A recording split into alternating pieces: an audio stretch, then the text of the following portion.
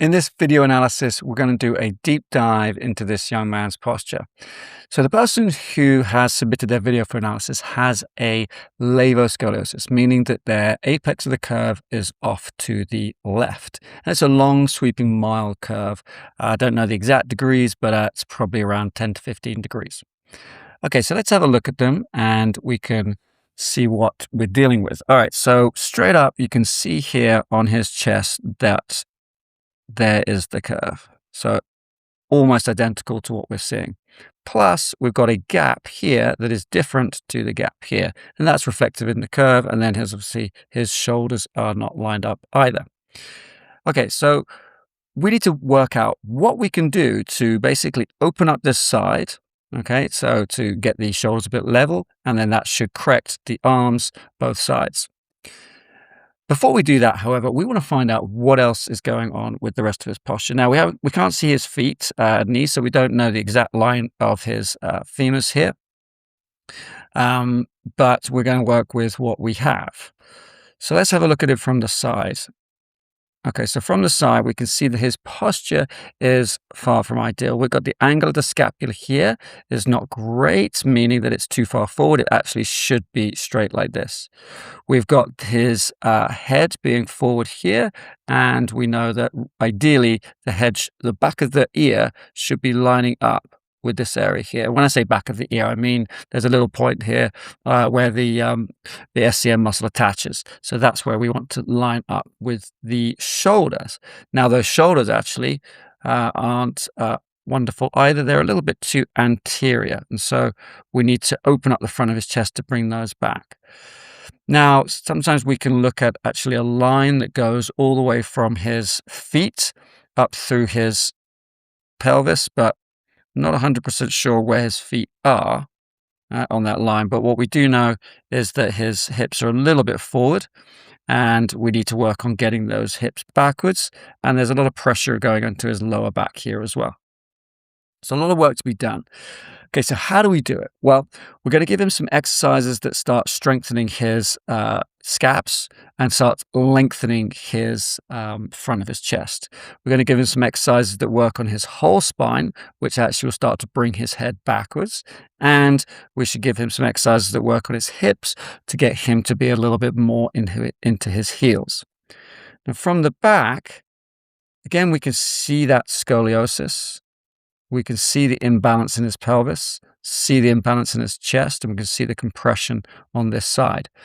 A lot of the time, the apex here will also have a rotation in it, which means that the left side, that's the side of the apex, will be sticking out a little bit. But it doesn't look too bad on this particular gentleman. He might be right-handed, which means that his right scapula can be pulled out and forwards. All right, let's have a look at him from the other side. And we can see a similar sort of pattern, with his shoulders rounding, his scapular angle not great. You see a bit more of his back here. Okay, so we want to see how this all looks in movement next.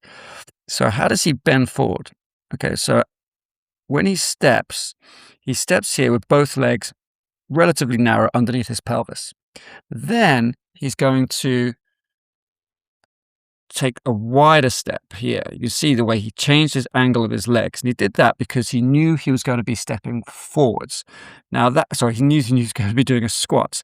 And that squat doesn't go all the way down. He doesn't go into like a full resting squat. Imagine once upon a time, us as humans would have squatted to go to the bathroom, right, to defecate, and so we still need that ability. In fact, our knee joints are designed to be able to do that. Our ankles and our hips and everything is designed to be able to get us down into that squatting position.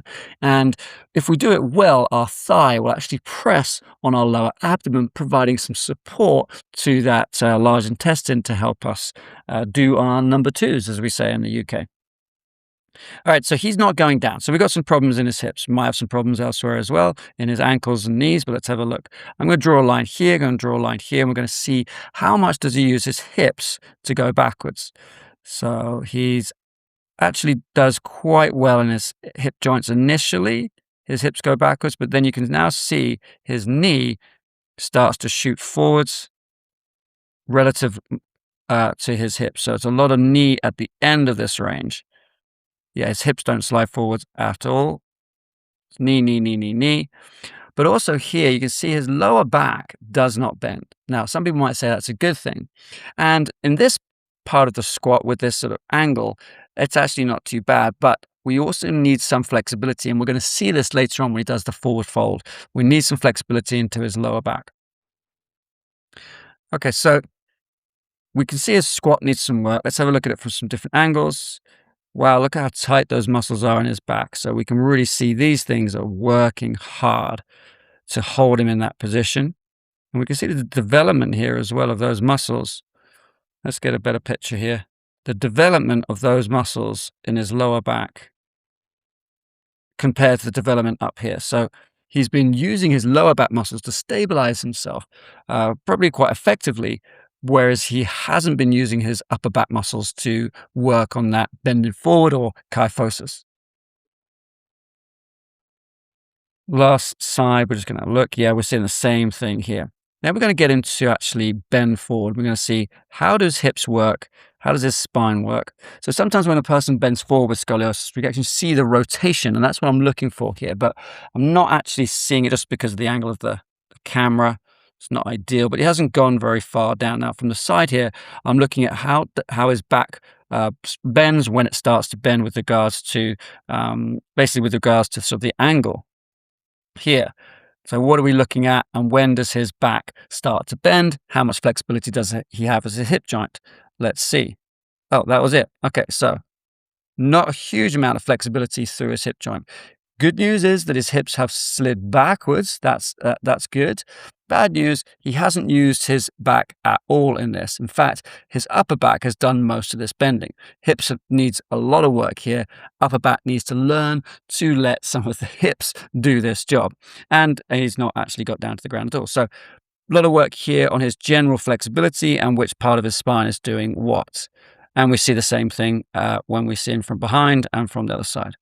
All right, let's have a look at him walking, and we'll see if we can see anything interesting here. I'm just going to play it so you get to see him walk.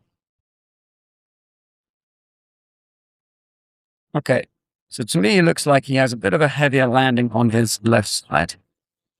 His head goes to the left a little bit more than the right. So ideally, if you ever send me one of these, make sure that the camera is fixed and not moving, because it makes it a lot easier. Okay, so what we're going to do here is we're going to draw a line. I can do a little bit better than that, actually. I think we're going to go there. I'm going to see, does his body move equally from side to side? We couldn't tell. The camera's not fixed. So we're going to do that a different way. We're just simply going to watch the way he moves. Yeah, he's landing head over this side way more than he's going head over this side.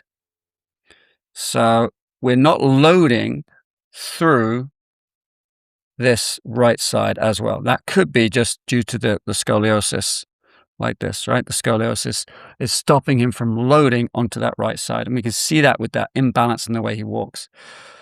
So walking is going to be very important here to get him walking right. And again, if anyone wants to send me one of these, please do it barefoot. I think he's wearing Crocs or something, but they don't allow the foot to move properly, which then can just change the way the whole body works going up.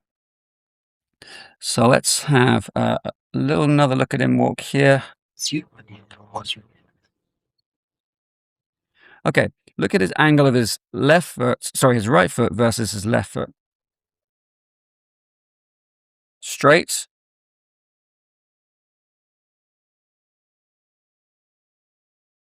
Turning out, almost pointing down and in.